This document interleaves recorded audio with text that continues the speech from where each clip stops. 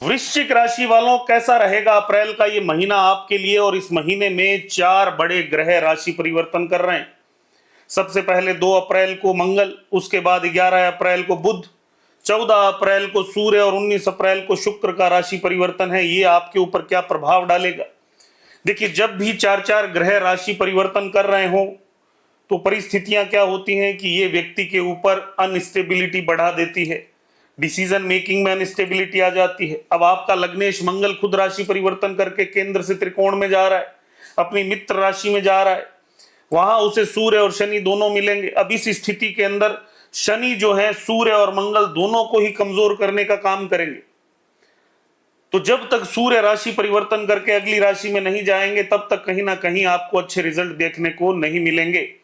यानी 14 अप्रैल के बाद जब सूर्य आपकी जन्म कुंडली के 6ठे भाव में प्रवेश कर जाएंगे और शनि और मंगल अकेले रह जाएंगे, तब आपको अपना बल और अपना पराक्रम कहीं ना कहीं बढ़ता हुआ दिखेगा। तो इस बात को याद रखिए। बुध अपनी राशि परिवर्तन करके कहीं ना कहीं अपनी नीच राशि में 14 अप्रैल को प्रवेश करेंगे, जहां शनि और मंगल पहले से विराजमान होंगे। तो ये जो कॉम्बिनेशन है, ये भी कहीं ना कहीं घर में जो संतान है, बच्चे हैं, उन पे, या जो व्यक्ति शिक्षक आदि बड़े लेवल के एग्जाम्स की तैयारी कर रहे हैं, सरकारी एग्जाम्स की तैयारी कर रहे हैं, व्यापार काम धंधा कर रहे हैं, उन्हें भी कहीं ना कहीं डिस्टर्बेंसेस देखने को मिलेंगी। लेकिन क्योंकि मित्र राशि में है मंगल, तो यहाँ पे मंगल थोड़ी स्थितियां संभालेगा। लेकिन बुध अपनी नीच राशि में होने के कारण कहीं ना कहीं आपको अपने जो डॉक्यूमेंट्स हैं, जो आप साइन करते हैं, जो बात आप बोलते हैं, वहां पे आपको अग्रेशन नहीं रखनी। इस समय थोड़ा शांत रहने का समय है। महीने के मध्य के बाद आप देखेंगे सूर्य जो है 14 अप्रैल को आपके 6ठे भाव में प्रवेश करेंगे, जहां कुछ समय के लिए शुक्र भी वहीं पे मौजूद है। हालांकि शुक्र डिग्री वाइज उनसे बहुत दूर हैं तो बहुत ज्यादा प्रभाव नहीं आएगा, लेकिन ये पिता के स्वास्थ्य पे नकारात्मक प्रभाव डालने की कोशिश करेगा। या जो विवाहित लोग हैं उन्हें आपस में नोक झोंक, थोड़े से खटपट बढ़ती हुई दिखेगी, आपस में बहुत सुखद सा माहौल नजर नहीं आएगा। शुक्र जो है राशि परिवर्तन करेंगे 19 अप्रैल को और अपने ही राशि में अपने सप्तम भाव में जाएंगे, जहां से वो लगन को देखेंगे और यहां वो आपकी स्थितियां मजबूत करेंगे। शनि मंगल बुध भी पंचम भाव में बैठ के कहीं ना कहीं स्थितियों को संभालने की कोशिश करेंगे। लेकिन बुध जो अपनी नीच राशि में है, तो कहीं ना कहीं वाणी पे नियंत्रण जरूरी, शरीर में ब्लड के अंदर किसी भी तरह का इंफेक्शन ना बने, ये आपको ध्यान रखना होगा। हेल्थ की बात हमने की, बच्चे का स्वास्थ्य खराब हो सकता है। परिवार में पिता जो हैं, अगर उनको हार्ट रिलेटेड कोई इश्यू चल रहे हो तो उन्हें दिक्कत देखने को मिल सकती है।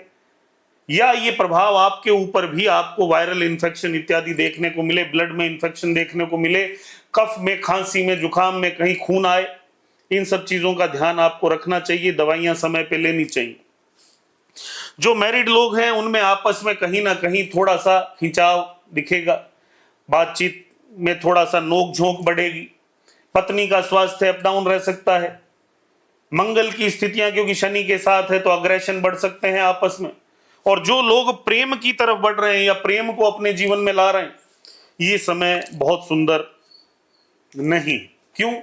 क्योंकि इस समय पंचम भाव में सूर्य, शनि, मंगल और नीच के बुध की स्थितियां, ये सारे ही कॉम्बिनेशन पंचम भाव को डिस्टर्ब किए हुए हैं। यानी विद्या भी डिस्टर्ब है, ज्ञान भी डिस्टर्ब है, प्रेम भी डिस्टर्ब है, रोमांस भी डिस्टर्ब है।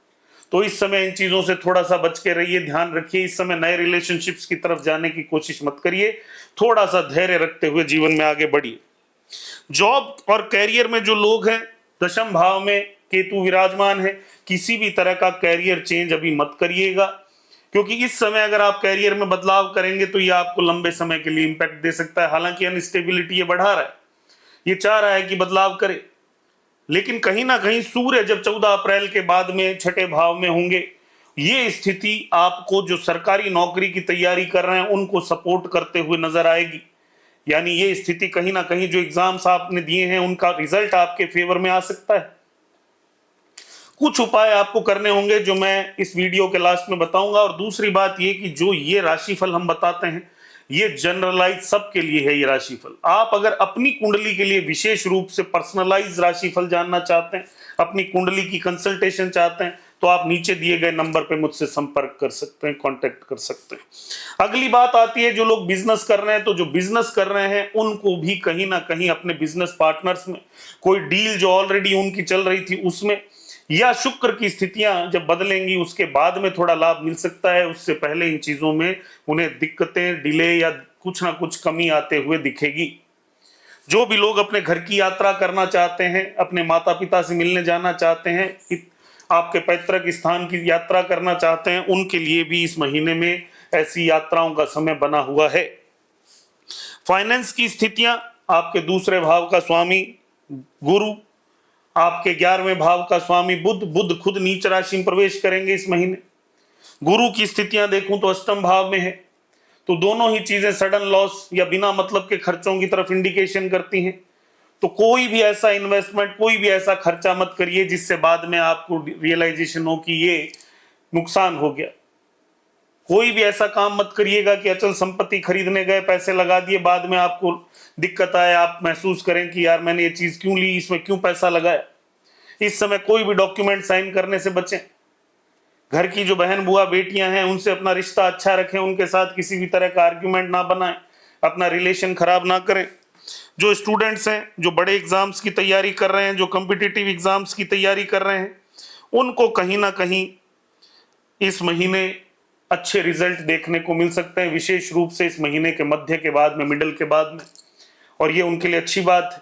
तो अपना फोकस और डट के एग्जाम दीजिए, और जिन्होंने एग्जाम दिए हैं, रिजल्ट अगर आने वाला है तो हो सकता है उनके फेवर में हो और उनको इससे लाभ मिले, लेकिन फोकस बनाना होगा, मोटिवेशन हमेशा रखना होगा, क्योंकि मेहनत भी अपनी जगह काम करती है। रेमेडीज आपके लिए क्या है, तो ध्यान से सुनिए। पहला, मंदिर जाना सबसे बड़ी रेमेडी है। मंदिर यानी जो भी आपका धर्म स्थल है वहां जाके आइए, हनुमान जी को प्रणाम करके आइए, इससे आपको लाभ मिलेगा। हनुमान चालीसा का पाठ करिए, इससे आपको लाभ मिलेगा। सूर्य की स्थितियां देखते हुए मैं ये कहता हूं कि सूर्य भगवान को अर्घ्य दीजिए, उन्हें मजबूत रखिए। हाथ में, सीधे हाथ में एक कॉपर का, तांबे का कड़ा पहनना शुरू करिए, इससे आपको लाभ मिलेगा। सूर्य आपकी कुंडली में मजबूत स्थिति में है और आगे भी मजबूत रहेंगे, आपके कर्म भाव के स्वामी हैं, तो उनको मजबूती दे के रखिए। अपने भाग्य भाव के स्वामी चंद्रमा को मजबूती दे के रखिए, यानी शिव जी पे जल अर्पित कीजिए, शिव जी पे गंगा जल अर्पित कीजिए, उनका लाभ लीजिए।